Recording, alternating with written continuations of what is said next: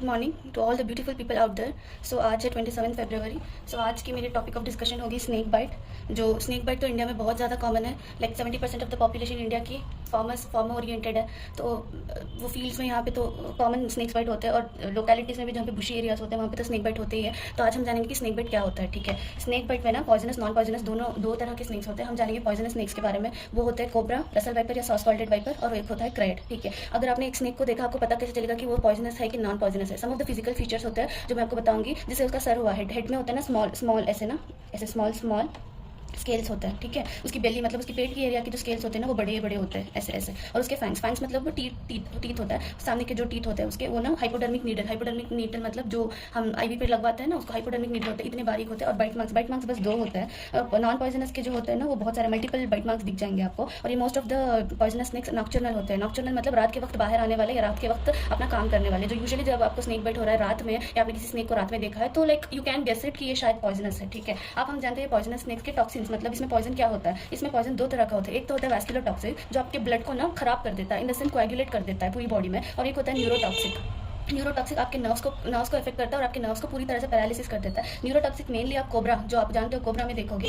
और उसके सिम्टम्स होते हैं डिप्लोपिया मतलब आई का जो लिड होता है ना, उसमें थोड़ी दिक्कत आती है। डिस्पेजिया, निगलने में दिक्कत होती है। डिस्फोनिया, बात नहीं कर सकते। ब्लरी विजन, आंखों के सामने 2-3 चीज़ें दिखाई देती है। और मेजर कॉज स्ट्राइडर मतलब सांस लेने में तकलीफ, और डेथ भी इसमें मेजरली स्ट्राइडर या रेस्पिरेटरी मसल पैरालिसिस से ही होती है। So mainly lungs give up कर देते हैं न्यूरोटॉक्सिक पॉइजन के केस में, जो कोबरा में होता है। एक होता है वैस्कुलर टॉक्सिक, आप वाइपर स्नेक्स में देखोगे। वैस्कुलर टॉक्सिक ये होता है जो आपके ब्लड वेसल में खून जा रहा होता है ना, उसको पूरी तरह से कोएगुलेट कर देता है। एक जगह पे नहीं, आपके हेड से लेकर टो तक हर जगह कोएगुलेट कर देता है। उसको हेमेटोमेसिस, उसके सिम्टम्स होते हैं हेमेटोमेसिस मतलब खून का वॉमिट होना, मुंह से खून निकलना, दांतों से खून निकलना, दांतों मतलब गम से खून निकलना, नाक से खून निकलना, आपके स्टूल्स में खून दिखना। और इसमें ना डीआईसी होता है। डीआईसी मतलब डायरेक्ट डिसेमिनेटेड इंट्रावेस्कुलर कोएगुलेशन, और इसमें डेथ नेचुरली होती है रीनल फेलियर से, आपकी किडनीज गिव अप कर देती है। ठीक है, अब आता है लैब इन्वेस्टिगेशन। अगर वैस्कुलर टॉक्सिक है तो यूजुअली ब्लड क्लॉटिंग टाइम देखेंगे 20 मिनट्स का, उसमें पता चल जाएगा। और ट्रीटमेंट मैं बताती हूँ। रीअश्योर करो, जिसको भी आपके घर पे हुआ है या किसी आसपास को हुआ है ना, उसको रीअश्योर करो, उसको डराओ। वो अगर डरा हुआ है तो उसको काम करो। मोस्ट ऑफ द केसेस में डेथ डर की वजह से हो जाती है, बिकॉज ऑफ शॉक और हार्ट अटैक या व्हाटएवर इट इज। और सेकेंड